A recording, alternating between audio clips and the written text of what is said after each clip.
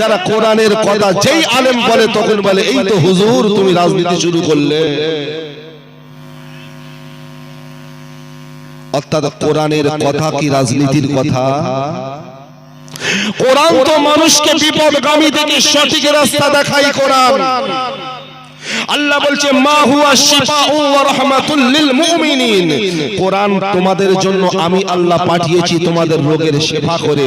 কোরআনের দ্বারস্থ হও, তোমাদের জন্য শিফা করে আমি পাঠিয়েছি। তোমরা কোরআনের কাছে যাবে না, তোমরা যাবে হারামের রাস্তায়, তাহলে তোমাদের শরীরের রোগ কিভাবে সারবে? তোমরা তো কোরআনের কাছে যাও না। কোরআনের মর্যাদা আছে না নাই? বাবজান আমার একজন হিন্দু ভাই, বেধর্মী ভাই আমার পাশের ভাই, ওই ভাইটা আমার পাশের হলে হিন্দু হলে ওই ভাইটা আমার একজন ভাই, তবে অন্য ধর্মের হলেও কোনো বিবাদ নাই, কোনো অশান্তি নাই, সেও কোরআনকে সম্মান করতে জানে। যদি বলবেন কিভাবে, ও বাবজানেরা আমরা আলেম, আমাদের কাছে তারা দৌড়ে যায় রোগে পড়ে গেলে, কেননা তারা বেধর্মী হলেও তারা কোরআনের সম্মান তারাও করে। যদি বলেন হুজুর কিভাবে করে, তার বাড়িতে তার ছেলেটা সারা রাত জ্বরে কেঁপেছে, রাতের বেলা ভুল বকতেছে, ওষুধ এনেছে হোমিওপ্যাথি, ওষুধ খাইয়েছে অ্যালোপ্যাথি, কোন জায়গায় যখন ছেলের নিরাময় হয় না, কে একজন সংবাদ দিয়েছে গ্রামে চলে যাও হুজুরের কাছে, একটু পানি পড়া তেল পড়া নিয়ে এসো। দৌড়াতে দৌড়াতে সকাল হওয়ার পরে ফজরের নামাজ পড়ে হুজুর আমি বসে আছি, ওই মানুষটা, ওই হিন্দু ধর্মের মানুষটা, সেই মানুষটা একটা গ্লাসে এক গ্লাস পানি নিয়ে, একটা বোতলে কিছু তেল নিয়ে দৌড়াতে দৌড়াতে আমার বাড়ির দিকে যখন রওনা দিচ্ছে, হঠাৎ প্রতিমধ্যে একজন ভাই ঢুকে দিয়ে বলল, ভাই এমন দৌড়াতে দৌড়াতে কোথায় যাইতেছো? তোমার দৌড়ানে দেখে তো আমারই ভয় লাগতেছে, তুমি তো এই বয়সের মানুষ, পড়ে গেলে তোমার একটা ক্ষতি হতে পারে। ওই সময় ওই ভাইটা বলে, ওরে বন্ধুরে আমার রাস্তা আটকাস না, আমি মহান বিপদে পড়েছি। বলে একটু দাঁড়িয়ে বলো কি বিপদে পড়েছো? বলে বলবো কবে, পরে বলবো, এখন আমার রাস্তা ছাড়িয়ে দাও, আমাকে তুমি আটকিও না, কারণ আমি যে বিপদে পড়েছি ওই বিপদের কথা বলতে গেলে আমার সময় লেগে যাবে, দেরি হয়ে যাবে, দেরি হয়ে যাবে। দৌড়াতে দৌড়াতে পড়ি কি মরি, নিজে পড়ার কথা খেয়াল নাই, শুধু হুজুরের কাছে দৌড়চ্ছে একটু পড়া পানি নেবে বলে। হুজুরের কাছে পৌঁছে গেল, ইমাম সাহেব কি করলো, গ্লাসটা হাতে নিল, রোগের কথাটা শুনলো, তেলটা আর পানিটার ভেতরে সূরা ফাতিহা পড়ে দম দিয়ে ফুঁক দিয়ে দিল, সূরা ইখলাস পড়ে দম দিয়ে ফুঁক দিয়ে দিল, আয়াতুল কুরসিটা পড়ে দম দিয়ে ফুঁক দিয়ে দিল। ওই পানিটা এবার ওই বেধর্মী ভাইটার হাতে তুলে দিয়ে বলে, যাও যাও, তোমার বাচ্চাটা সারা রাত শুধু ভয়ে কেঁপেছে, আর কয়েকদিন ধরে তার শরীরের তাপ কমতেছে না, যাও যাও এই পানিটা নিয়ে তুমি তোমার বাচ্চাকে খাইয়ে দাও, চোখে মুখে লাগিয়ে দাও। আল্লাহ চাইতো কোরআনের ওসিলায় তোমার সন্তানকে আমার আল্লাহ সুস্থ করে দেবে। ওই মানুষটা এবার গ্লাসটা আরামের সাথে এমন করে হাতে নিয়ে গুটি গুটি পায়, আস্তে আস্তে ধীরে ধীরে রাস্তা দেখে দেখে এতটাই স্লোলি হেঁটে আসতেছেন। এই সময় ওই ব্যক্তিটা আবার দেখা হলো, বলে ভাই যাওয়ার সময় তুমি এতটা জোরে গেলে, তোমাকে দাঁড়াতে বললাম তুমি দাঁড়াইলে না, কিন্তু এখন যে তুমি এতটা আস্তে আস্তে যাচ্ছ, ধীরে ধীরে যাচ্ছ, কারণটা কি? যাওয়ার সময় জোরে, আসার সময় ধীরে ধীরে, বুঝলে না? ওই সময় বলে তোমাকে বোঝাতে পারবো না, যাবার সময় আমি যাচ্ছিলাম হুজুরের কাছে, কেননা আমার বাচ্চাটা অসুস্থ, তাই কোরআন পড়া, একটু পানি, একটু তেল নেবার জন্য, তাই আমি দেরি হয়ে যাবে বলে দৌড়িয়ে যাচ্ছিলাম, কিন্তু এখন আমার হাতে যে পানিটা আছে, এই পানিটার মর্যাদা আছে, এই পানিটার সম্মান আছে, কেননা এই পানির ওপরে ওই ইমাম সাহেব একটা সূরা পড়ে ফু দিয়ে দিয়েছে, অর্থাৎ এই পানিটা যদি জমিনে পড়ে তাহলে বেয়াদবি হয়ে যাবে। না না, আমি যাবার সময় চলে যাচ্ছিলাম, পড়ে গেলেও পানিটা আরেক জায়গা থেকে নিতে পারতাম, কিন্তু এখন যাবার সময় ওই পানিটা যদি জমিনে পড়ে যায়, ওই কোরআন পড়া পানিটার সাথে বেয়াদবি হয়ে যাবে, যার কারণে আমি আদবের সাথে গুটি গুটি পাই আস্তে আস্তে আমি আমার বাড়ির দিকে রওনা দিতেছি। একটা বেধর্মী সে কিন্তু কোরআনের সম্মান কি করে করতে হয় এ ভালো রকম জানে। দুর্ভাগ্যজনক বাস্তব সত্য হলো এই জাতির মানুষ আজও শিখলো না। বিরক্ত আছে না নাই? কোরআনের কথা বললেই এক শ্রেণীর ভালোবাসা প্রেমী দল আছে যারা বলে, এই তো হুজুর তুমি রাজনীতি শুরু করলে, তা তো জ্বালাপালা করবে। কোরআন তোমাকে কি রাস্তা দেখিয়েছে? কেন আল্লাহ কোরআন পাঠালো? তুমি যখন তোমার বাচ্চাটা রোগ হয়েছে, তুমি তোমার বাচ্চাটাকে ওষুধ খাওয়াচ্ছ, তুমি তোমার বাচ্চাটাকে তুমি সর্বকিছু করছো, ওই তোমার বাচ্চাটার জন্য একটাবার কোরআনের দ্বারস্থ তো তুমি হলে না?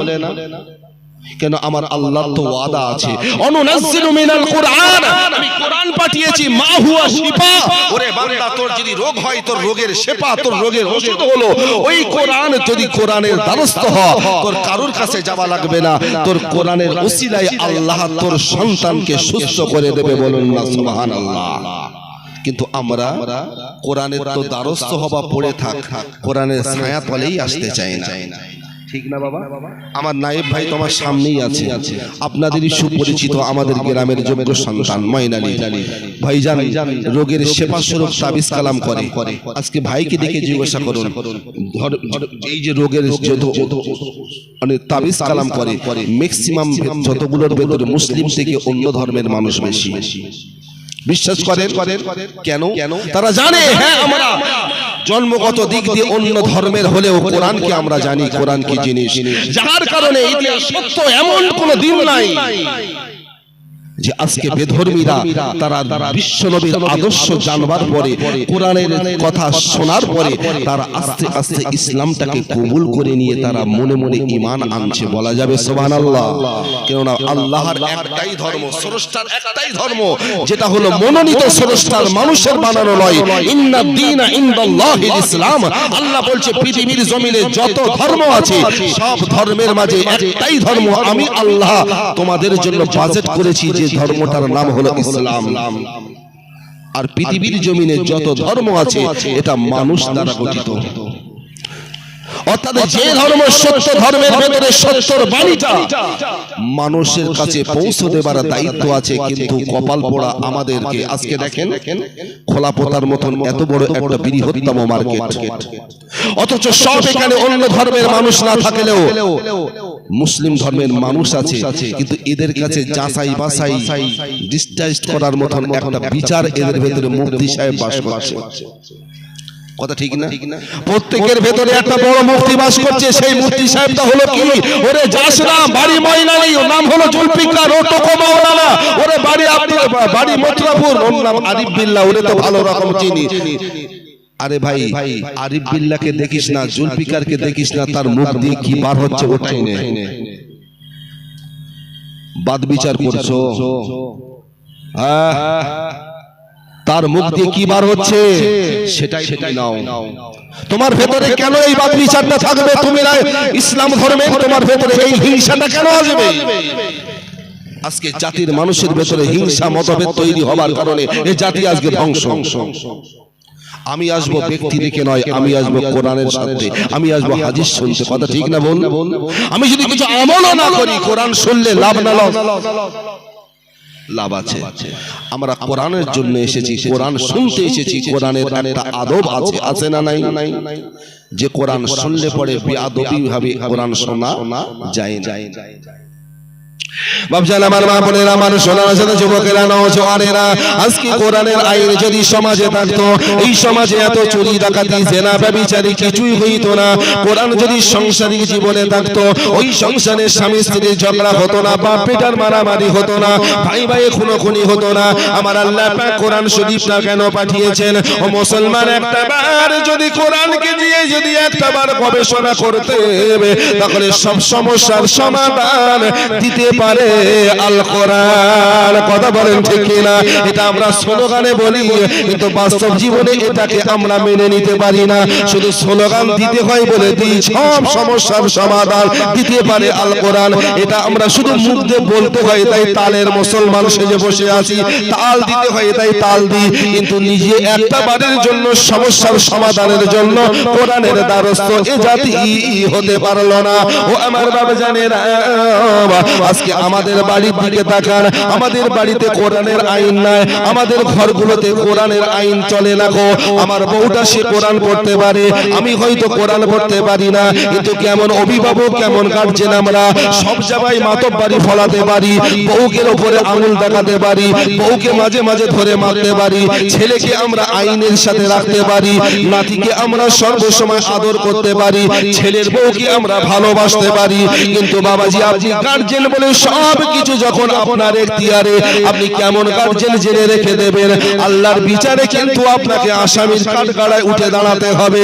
আপনার তো একটা বার আপনার বউটাকে, বৌমাটাকে, মেয়েটাকে বলা উচিত সকাল সন্ধ্যা নামাজ পড়বি, তারপরে তোদের দ্বিতীয় দায়িত্ব হলো কিছু না পারলে অন্তত একটা পৃষ্ঠা কোরআন তোরা আমার এই ঘরের ভেতরে পড়বি। কিন্তু আমরা সে বিষয়ে কোনো দিনের জন্য নিজের পরিবারের কাছে এ নসিহত আমরা করি না, শুধু দই দিচ্ছি আল্লাহ, ঠিক না বল, শুধু দই দিচ্ছি আল্লাহ। আল্লাহ কি এমন অন্যায় করেছি যে করোনা নামক রোগ দিয়ে আমাদের শাস্তি দিচ্ছ? করোনা নামক রোগ দিয়ে শাস্তি দিচ্ছ? আল্লাহ কি এমন অপরাধ করেছি? তোমার তো ডাকতে আমরা ভুলি না, তুমি কেমন ডাকো আল্লাহ? কেমন ডেকেছো? আল্লাহ করোনা নামক রোগ দিয়ে মানুষের ঈমানটাকে পরীক্ষা করার জন্য রোগ দিয়েছেন। এটা আমার কথা নয়, ১৫০০ বছর আগে আল্লাহ কোরআনে জানিয়েছিল। আলেমগুলো, ইমামগুলো বারবার এ জাতির কাছে এই মেসেজটা পৌঁছে দিয়েছে যে তোমরা যদি করোনা নামক রোগ থেকে বাঁচতে চাও, এই টুপি পরা আলেমগুলো, টুপি পরা মানুষগুলো বারবার একই মেসেজ দিয়েছে। আল্লাহ ১৫০০ বছর আগে করোনা যে দেবে এর ইঙ্গিত আল্লাহ কোরআনে দিয়ে রেখেছে, কিয়ামত পর্যন্ত থাকবে। দেয় নাই? আমার আল্লাহ কোথায় দিয়েছেন? হুজুর বলুন বলুন, আমরা একটু দেখতে চাই এই রোগটা যে আসবে। আপনি যে বললেন প্রমাণ দিয়ে দেন, ও আমার বাবা জানি না, কোরআন শরীফটা খুলবেন দেখতে পাবে। আমার আল্লাহ জানিয়েছেন ওয়ালা নাবলুওয়ান্নাকুম বিশাইইন মিনাল খাউফি ওয়াল জু'i ওয়া নাকসিম মিনাল আমওয়ালি ওয়াল আনফুসি ওয়াস সামারাত ওয়া বাশশিরিস সাবিরিন। ওরে বান্দা, আমি আল্লাহ পাক তোমাদেরকে দুনিয়ার জমিনে পাঠিয়েছি, তবে আমি আল্লাহ পাক তোমাদেরকে যেদিন দুনিয়া থেকে আবার আমি আমার ডাকে ডেকে নেব। ওরে বান্দা, তুমি হয়তো জানো না, তোমাকে আমি শুধু ডেকে নেব না, যতদিন দুনিয়ার জমিনে তোমাকে বাঁচিয়ে রাখবো ততদিনের ভেতরে আমি তোমাদেরকে 5টা পর্যায়ে পরীক্ষা নেব। ওই পরীক্ষা তোমাদের প্রত্যেককে দেওয়া লাগবে, আর ওই পরীক্ষাতে তোমাদের ফার্স্ট ক্লাস ফার্স্ট পাস করে তোমাদেরকে জান্নাতি মানুষ আমি আল্লাহ বানাবো। তবে বিনা পরীক্ষায় কেউ জান্নাত পাবে না। ওই 5টা পরীক্ষার ভিতরে একটা পরীক্ষার নাম হলো, আল্লাহ বলছে মাঝে মাঝে তোমার শরীরে রোগ জন্মাবে, মাঝে মাঝে তোমার শরীরে রোগ আসবে। ওই রোগগুলো পূর্বে ছিল না, বর্তমানে এসেছে। আমি আল্লাহ পাক সেই রোগ পাঠিয়ে তোমাদেরকে পরীক্ষা নেব। ওরে বান্দা, ওই রোগটা আমি তোমাদের শরীরে দেব, কেন রোগের জন্ম আমি দেব, রোগ থেকে শেফাও আমি দেব। ওরে বান্দারে, ওই রোগটা যখন তোদের শরীরে প্রবেশ করবে, তোরা যদি ইমানদার হোস তাহলে জেনে রেখে দেবে ওই রোগটা তোদের কারণে নয়, রোগটা আমি যে দেব এখান থেকে আগেই তোদের বলেছি। তবে আমি আল্লাহ পাক এই রোগের থেকে বাঁচার রাস্তাটাও তোদেরকে বলে দেব। ওই রোগ যদি তোদের মাঝে যাবে, তবে কখন যাবে, কোন সময় যাবে, ভয় পাস না রে বান্দা। যখনই যাবে তখন চিন্তার কোনো কারণ নাই। আমি আল্লাহ পাক ওই রোগের ওষুধটা ওই কোরআনের ভেতরেই রেখে দিয়েছি। এখন বলবেন হুজুর, করোনা নামক রোগে অনেক জায়গায় গেলাম, এমন সময় ওই এমন করে ওই গুজরাটের একটা বাঁদর বলেছিল গরুর চনা খেতে, ওটা হয়তো আমরা খেয়ে বসে থাকতাম। ও তো একটা রাস্তা বলেছে। হুজুর, কোরআনের আবার কি রাস্তা? রোগ থেকে বাঁচার জন্য সেই রাস্তাটা যদি একটু বলেন। আমরা সব ধর্মের মানুষ মানতে রাজি, কেন কোরআন শুধু মুসলমান মানে না, কোরআন বেধর্মী হিন্দু ভাইরাও কিন্তু কোরআন ওরাও মানে। সেই রাস্তাটা কি রাস্তা? আমার আল্লাহ বলছেন ওয়াস্তাঈনু বিস-সাবরি ওয়াস-সালাহ। দুটো রাস্তা, এক নম্বর হলো ধৈর্য ধর, দ্বিতীয় নম্বর রাস্তা হলো তোরা বেশি বেশি করে আল্লাহর হুকুমের নামাজ তোরা আদায় কর। একটু ধৈর্য রাখ, এদিকে তোরা নামাজ পড়, নামাজের মাধ্যমে আমি আল্লাহ তোর শরীরের রোগের শেফা আমি আল্লাহ দিয়ে দেব। আমার মনে হয় এই রাজ্যের সরকার যদি ওই চুনাটাকে পাস করতো তা একটু কি বড় লোক খেত, তাই না? বুঝেননি কথাটা? পশ্চিমবঙ্গের সরকার যদি ওটাকে পাস করতো, হ্যাঁ তা আমার মনে হয় এই জায়গাটায় একটু বিবরা হুজুর বাঁচার জন্য ও খেয়ে বসতে, কেননা এই জাতি তো তালের মুসলমান। তালের মুসলমান নাই? কিছুদিন আগে রাত্রির বেলা উঠে বাঁশের পানি খাওয়া মুসলমান নয়? বনগাই এড়ে গরু দুধ দিচ্ছে, সেই দুধ খেলে রোগ ছেড়ে যাবে সেখানে যাওয়া মুসলমান নয়? বলা নাই কমা নাই, রাতের বেলা আল্লাহর নাম উঠেছে, এই নিয়ে দাপাদাপি, এই নিয়ে দাপাদাপি। মানুষ এখন চিন্তাধারা এই ক্যাটাগরির মুসলমান নয়। এদের ঈমান আছে, কিন্তু ঈমান এনেছে, ঈমান আছে কি না এখনো চেক করার দরকার আছে না নাই? রোগ আল্লাহ দেবে, রোগের ওষুধও আল্লাহ দেবে, তবে বান্দা একটু ধৈর্য রাখ। আমাদের ধৈর্য আছে? একদম নাই। যে যেখানেই বলবে সেখানে দৌড়তে পারলে বাঁচি। রাত দুপুর বেলা জলসা করে ফিরে এসে দেখতে পাচ্ছি বাঁশ তলার একটা বাঁশও আর সোদা নাই। আমার মতন চাচা হুজুর মুরব্বি দাদি দাদা সবাই লেগে গেছে, খা রোগ ছেড়ে যাবে, ঠিক নাই? আল্লাহ বলছি এইগুলো দিয়ে আমি তোদেরকে পরীক্ষা নেব রে বান্দা। পরীক্ষা নেব কেন? তোদের ভেতরের ঈমানটাকে মজবুত বানাতে চাই, কেননা আমি আল্লাহ তোদেরকে ভালোবাসি। সুবহানাল্লাহ বলবেন না? বান্দা তোর শরীরে রোগ আসবে, সেই রোগ থেকে তুই কষ্ট পাস না। তোর রোগের কষ্টই তুই অধৈর্য হয়ে গেলেও তুই সবর ছাড়িস না, কেননা আমি আল্লাহ যাদেরকে ভালোবাসি তাদেরকে আমি আল্লাহ বেশি পরীক্ষা নিয়ে থাকি। সুবহানাল্লাহ বলবে? আল্লাহ যাদেরকে বেশি ভালোবাসে তাদের পরীক্ষা নেয়। বিশ্বনবী মসজিদে নববীতে সাহাবীদের মাঝে বলছেন, সাহাবীরা আল্লাহ তাদেরকে ভালোবাসেন যাদেরকে সবচাইতে পরীক্ষা বেশি, তাদের আল্লাহ তরফ থেকে ভালোবাসা পাওয়াটাও তাদের বেশি। সাহাবীরা বললেন, ইয়া রাসূলুল্লাহ বুঝলাম না। আমার নবী ওই সময় সাহাবীদেরকে বললেন, ও সাহাবীরা তোমরা হয়তো জানো না, তবে শোনো শোনো, আল্লাহ পাক স্রষ্টা বান্দাকে কতটা ভালোবাসে, কেমন ভালোবাসে, কাদেরকে ভালোবাসে আমার নবী জানিয়ে দিল রে। আল্লাহ নবী জানিয়ে দিল, সাহাবীরা আল্লাহ তো ওই বান্দাকে বেশি ভালোবাসে যেই বান্দার জীবনে সবচাইতে পরীক্ষা বেশি, ওই বান্দাকে আমার আল্লাহর তরফ থেকে তার জন্য ভালোবাসার পাওয়াটা তার জন্য সবচাইতে বেশি। এখন বাবাজি আমার আল্লাহ আমাদেরকে পরীক্ষা নেবে, 5টা পর্যায়ে পরীক্ষা নেবে। ওই 5টা পর্যায়ের পরীক্ষা আমরা দেওয়া শুরু করেছি জন্ম থেকে নিয়ে। 1 নম্বর পরীক্ষা হলো আমার আল্লাহ বলছেন, ওয়ালা নাবলুওয়ান্নাকুম বিশাইয়্যিম মিনাল খাউফ, মাঝে মাঝে তোমাদের ভেতরে আতঙ্ক ছড়াবে, মাঝে মাঝে তোমাদের ভেতরে আতঙ্ক ছড়াবে। ওই আতঙ্কর নাম হলো জীবন বাঁচানো আতঙ্ক, ওই আতঙ্কটার নাম হলো জীবন বাঁচানো আতঙ্ক।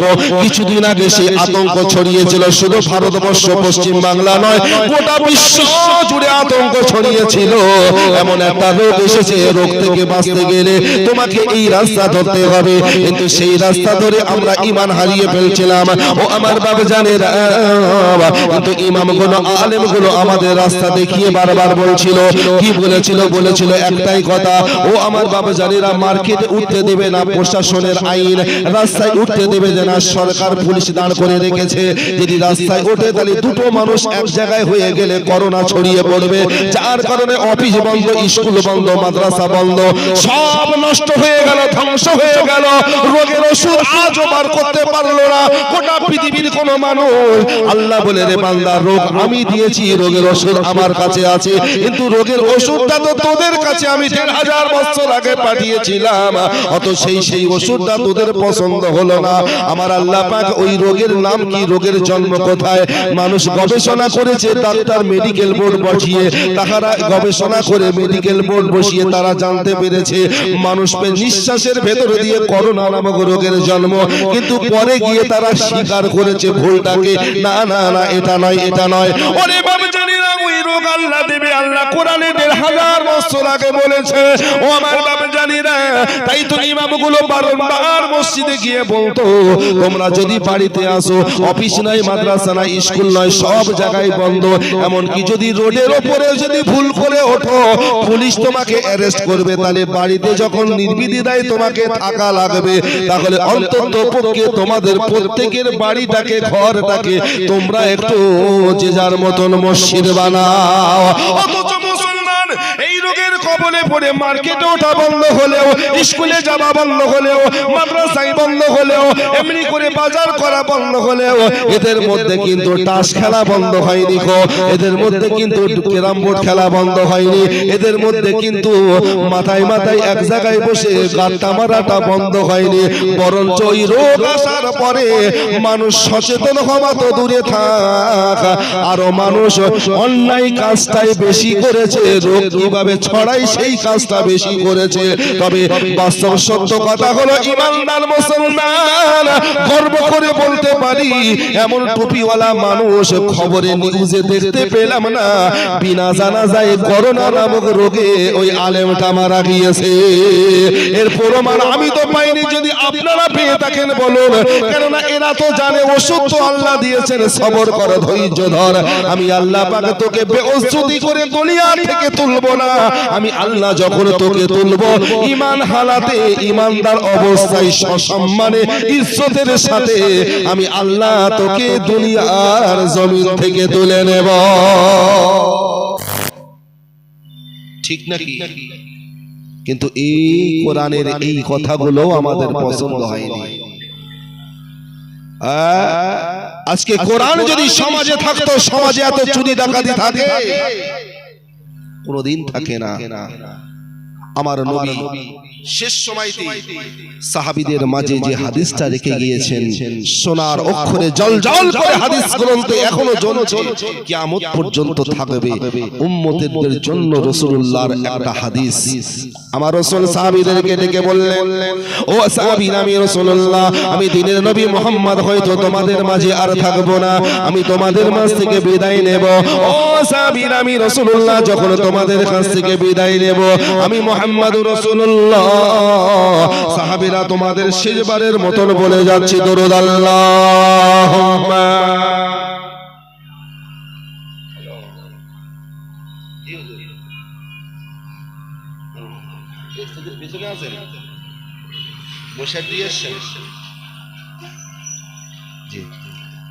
কমিটি ভাই, আমাদের পরের বক্তা দক্ষিণ 24 পরগনা মন্ত্রী রফিক সাহেব এই স্টেজের পেছনে এসে গেছেন। যদুবা হুজুর এই রাস্তা চেনে না, ফয়জুল্লাহ ভাই আছেন, হুজুরকে একটু নিয়ে যান। কমিটি ভাইদেরকে বলছে আলহামদুলিল্লাহ, সকলে জানেন আওয়াজ দিয়ে নারায়ে তাকবীর, নারায়ে তাকবীর, নারায়ে তাকবীর। মহান আল্লাহ পাকের দরবারে শুকরিয়া জানাই, সকলে বলি আলহামদুলিল্লাহ। আমাদের মাঝে মেহমান সুদূর দক্ষিণ 24 পরগনা ঘটিয়ারি শরীফ থেকে তিনি এসেছেন। আমাদের কাছে অনেকের কাছে অপরিচিত, তবে নেট জগতে নেট নিয়ে যারা ঘাটাঘাটি করে তারা হয়তো হুজুর কিবলাকে দেখেছেন। তবে আমাদের এখানে এই মার্কেটে তিনি এই প্রথম এসেছেন। যাই হোক, কমিটি ভাইদেরকে বলছি, হুজুর মনে স্টেজের পেছনে গাড়ি দাঁড় করে আছে, আমাকে ফোন করলো এখনই, এসে দেখো একটু দরুদ শরীফ পড়তে পারে। আল্লাহুম্মা, হচ্ছে না বাবা, হচ্ছে না। ওয়া আলা আলি সাইয়্যিদিনা কাদি উম্মত কাদি মুমিনা আর কাদি মুমিনা, কাদি উম্মত কাদি মুমিনা আর কাদি মুমিনা, খালি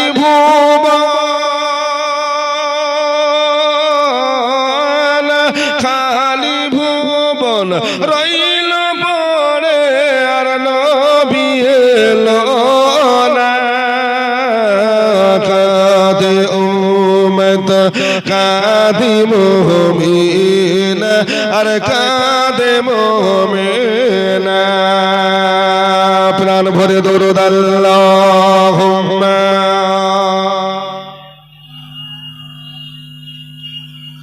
وعلى آل سيدنا ও আমার বাবা জানেরা মুরব্বিয়ানেরা ও নওজওয়ানেরা আমার নবী বিশ্ব নবী দয়ার নবী সাহাবীদের মাঝে বললেন সাহাবীরা আমি নবী আর তোমাদের মাঝে থাকবো না আমি রাসূলুল্লাহ পর্দা নেব আমি রাসূলুল্লাহ তোমাদের মাঝ থেকে বিদায় নেব তবে ও সাহাবীরা আমি রাসূলুল্লাহ তোমাদেরকে নসিহত করেছি শোনো আমার নবী তার পাক জামানে বলেছেন লাকাদ তারাকতু ফি কুল্লি আমরাইন লান তাদিল্লু মা তামাসসাকতুম বিহিমা কিতাবাল্লাহি ওয়া সুন্নাত রাসূলি ও সাহাবীরা আমি রাসূলুল্লাহ তোমাদের মাঝ থেকে বিদায় নিলে এতে করে তোমাদের চিন্তার কোনো কারণ নাই আমি মুহাম্মদুর রাসূলুল্লাহ আমি তোমাদের কাছ থেকে পর্দা নিলেও তোমাদের জন্য দুটো জিনিস আমি রেখে যাই ও সাহাবীরা এই দুটো জিনিসকে তোমরা আঁকড়ে ধরবে এই দুটো জিনিস যদি তোমরা আঁকড়ে ধরে রাখতে পারো আমি মুহাম্মদুর রাসূলুল্লাহ তোমাদের মাঝে না থাকলেও তোমাদেরকে জান্নাতি মানুষ বানাবার জন্য আমি আর আল্লাহ তোমাদের জন্য জান্নাতি মানুষ বানিয়ে দেবে সাহাবীরা বললেন ইয়া রাসূলুল্লাহ ওই দুটো জিনিস কি এক নম্বর হলো আমার নবী জানিয়েছেন আল্লাহর কালামুল্লাহ শরীফ পবিত্র আল কোরআন আর আমি বিশ্ব নবী আমার জবানি হাদিস এই কোরআন আর হাদিসটাকে তোমাদের মাঝে রেখে গেলাম এই দুটো জিনিস তোমরা বুকের সাথে আঁকড়ে ধরবে জীবন চলে যাবে কোরআনের ছায়াতল থেকে নবীর আদেশ নবীর হুকুম থেকে তোমরা যেন কেউ দূরে সরে থাকবে না এই দুটো রাস্তাই হলো তোমাদেরকে জন্য জান্নাতে রাস্তা হিসাবে আমি রাসূল তোমাদেরকে দেখিয়ে গেলাম অথচ সমাজের বুকে তাকালে দেখতে পাবো সেই কোরআনের দেখানো রাস্তাটা আমাদের পছন্দ হয় না নবীর দেখানো রাস্তাটা আমাদের পছন্দ হয় না কোরআন আমাদের বাড়িতে আছে ঠিকই কিন্তু কোরআনের নীতি আমাদের বাড়িতে চলে না সমাজ তো পড়ে থাক আজকে যদি কোরআনের নীতি নিয়ে আমরা আমাদের সংসার জীবনটা যদি চালাতাম তাহলে ওই সাংসারিক জীবনে কোনো অশান্তি হতো না সমাজে যদি কোরআনের নীতি নিয়ে যদি চলতো এই সমাজে এত চুরি ডাকাতি জেনা ব্যভিচারী কিছুই হতো না তাহলে ইসলাম জাহানের কিছু হতো না কেননা কোরআন এমন একটা গ্রহণতর নাম ওই কোরআন আমার আল্লাহ পাক পাঠিয়েছেন আমি আল্লাহ পাক পাঠিয়েছি মা ফাররাকনা ফিল কিতাবি মিন শাইইন আমি আল্লাহ পাক কোরআন পাঠিয়েছি আমি আল্লাহ তোমাদের মাঝে কোরআন পাঠিয়েছি মা ফাররাকনা ফিল কিতাবি মিন শাইইন কোরআন তোমাদেরকে জান্নাতি মানুষ বানাতে চায় ওরে বান্দা কোরআনের ছায়া তলে এসো তোমাকে জান্নাতি মানুষ বানাবার জন্য কেউ তোমাকে আটকাবে না সম্মানীয় বাবাজি দুর্ভাগ্যজনক হলে বাস্তব সত্য ওই কোরআন আমরা পড়তেই পারি না কিন্তু যারা পারে যারা পড়ে তাদের সংস্পর্শে যায়ও না আজকে যদি কোরআনকে সম্মান করেছে আমি আগেই বলেছি আমার পার্শ্ববর্তী অন্য ধর্মের মানুষ যেমন আবু জেহেলের মতন একজন বেঈমান ইসলাম বিদ্বেষী কোনদিনের জন্য আমার রাসূলকে সে কোনদিন নিজের ভাতিজা বলে আমার রাসূলকে একটু ভালোবাসেনি সে আবু জেহেলের মতন একজন কোরআনের বিরোধী ইসলাম বিরোধী ইসলামের শত্রু কোরআনের শত্রু নবীর দুশমন সে আমার কোরআনের সংস্পর্শে থেকেও কোরআনকে এতটাই সম্মান করেছে কেননা তার মতন একটা বেঈমানের জবান দিয়ে কোরআনের সম্মানের কথাটাও সেও ব্যক্ত করেছে সুবহানাল্লাহ বলবেন বাপজান আমার ঘটনা সকলেরই জানা তারপরে একটু দৌড়ে দেবার উদ্দেশ্য হলো এটাই যদি আজকে আমরা কোরআন থেকে কিছু শিক্ষা পাই আজকের মুসলমান আমরা কোরআন যদি কোনো জায়গায় তেলাওয়াত হয় ওই কোরআনের কে সম্মান করি না গো বাড়িতে হাফেজ সাহেব কোরআন পড়তেছে অথচ তোমার ছোট্ট বাচ্চাটা মোবাইলটা হাতে নিয়ে কার্টুন খেলা করতেছে ওই কার্টুনে একটা আওয়াজ হচ্ছে হাফেজ ছেলেটা বারান্দায় কোরআন পড়ছে কোরআনের আওয়াজের সাথে তোমার ছোট্ট বাচ্চাটার ওই ভিডিওটার আওয়াজটাই গুল মিলিয়ে গেল কোরআনকে বেইজ্জতি করলে কোরআনকে অসম্মান করলে ওই বাড়িতে খোদার রহমত থেকে তুমি বঞ্চিত হলে কিন্তু বাপজান আমার যে কোরআনের একটা আয়াত পড়লে 10টা নেকি হয় শোনার পরে আল্লাহ পাক সন্দেহওয়ালারা দ্বিগুণ নেকি দান করে থাকে ওই কোরআনকে আমরা সম্মান করতে না পারলেও দয়ার নবী মায়ের নবী বিশ্ব নবী আমার তিনি যখন তার তাল পাতার ঝুপড়ি ঘরের ভেতরে আমার নবী তাহাজ্জুদের নামাজ নামাজ আদায় করিয়া নবী আমার জান্নাতি ঠোঁট নেড়ে নেড়ে ওই কোরআনটা যখনই তেলাওয়াত করতেন, আমার নবীর বাড়ি আর আবু জেহেলের বাড়িটা ছিল এতটাই কাছাকাছি, এতটাই পাশাপাশি। বাপজান আমার নিষেধে রাত্রে নবী যখন কোরআন পড়তো, আবু জেহেলের কানে বিশ্ব নবীর ওই জান্নাতি ঠোঁট নেড়ে কোরআন তেলাওয়াতটা আবু জেহেলের কানে চলে যেত। আবু জেহেল ঘুমোতে পারতো না, ঘুমটাকে ভেঙে চোরের মতন আবু জেহেল আমার নবীর জানলার দরজার গোড়ায় দাঁড়িয়ে শুনতো। একদিন, দুদিন, 3 দিন পরে আর ভাই মুগীরা এমনি করে উতবা, এরা যারা ইসলাম বিদ্বেষী ছিল, তারা ধরে ফেলে আবু জেহেলকে বলে, মক্কার লিডার, ওরে মক্কার সর্দার, তুমি না আবু জেহেল আমাদেরকে উপদেশ দিতে, তুমি না মক্কার পার্লামেন্টে দাঁড়িয়ে বলতে কোরআন শোনা যাবে না, আমার ভাতিজা মুহাম্মদ ও যে মিথ্যা ধর্ম প্রচার করেছে, কোরআনের কথা তোমরা যেন শোনো না। অথচ তুমি মক্কার একজন লিডার হয়ে, আমাদের একজন নেতা হয়ে, যে নেতা মুখ দিয়ে কোরআনের বিরোধিতার ওয়াজ করে, আবার রাতের বেলা ভাতিজার কোরআন কেন শোনে? তুমি নেতা, আর তোমাকে নেতা বলে মানব না। যে নেতার মুখের জবানের কথা ঠিকই, কিন্তু আমল নেতার ভেতরে নাই। আবু জেহেল কাঁদতে কাঁদতে মুগীরা ওতবার হাতখানা ধরে বলে, রে ভাই মুগীরা রে, আমার ভাতিজা মুহাম্মদ, ওই মুহাম্মাদের উপরে নাজিল হয়েছে আল্লাহর কোরআন। ওই কোরআনটা যখন আমার ভাতিজা মুহাম্মদ নিশুতি রাতে পড়ে, কোরআন শুনতে এত সুমধুর, কোরআনের আওয়াজে আমি আবু জেহেল আমার জান মন ভরে যায়, আমার ঘুম আর আসে না। সারাদিন হাজার ক্লান্ত শরীর, একটু ঘুমাতে পারলে শরীরটা আরাম হতো। আমি আবু জেহেল কোরআনের আওয়াজে আমার রাতের ঘুমটা হারাম হয়ে যায়। কোরআনের খাতিরে আমি রাতের ঘুমটা হারাম করিয়া আমার ভাতিজার দরজার গোড়ায় দাঁড়িয়ে দাঁড়িয়ে কোরআন শুনতে দাঁড়িয়ে যায়। ওরে মুসলমান, একজন বেঈমান আবু জেহেল, একজন ইহুদি, একজন বেঈমান আবু জেহেল, সে যখন কোরআনকে এত সম্মান করলো, ওরে মুসলমান, আমরা তো কেউ আবু জেহেলের বংশের নয়, আবু জেহেলের মতন বেঈমান নয়, আমরা তো মুসলমান। আবু জেহেল তো ছিল বেঈমান, আমরা তো ঈমানদার। আবু জেহেল ছিল বেঈমান, আমরা তো কোরআন মেনেছি। আবু জেহেল কোরআন মানেনি, আবু জেহেল ছিল নবীর দুশমন, আমরা হলো নবীর আপন। কিন্তু সেই একজন দুশমন যদি কোরআনকে এত সম্মান করে, ওরে মুসলমান, ওই কোরআনটা যখন তেলাওয়াত হয়, তুই কেমন করে দুনিয়ার কাজে ব্যস্ত হয়ে যা। তোর কি মন চাই না আবু জেহেলের মতন যদি বেঈমান, সে যদি রাতের ঘুম হারাম করতে পারে, তুই কি পারবি না কোরআনের খাতিরে 10টা মিনিট কোরআনের মজলিসে বসে কোরআনের কথাগুলো শুনতে? ওরে মুসলমান, যদি একটাবার কোরআনের আওয়াজটা শুনিস, তোর কলিজা ভরে যাবে। শুধু ভরে যাবে না, শুনলে বলার রাসূলুল্লাহর জামানের হাদিস অনুযায়ী তোকে আমার আল্লাহ দ্বিগুণ সওয়াবের ভাগীদার বানিয়ে দেবে।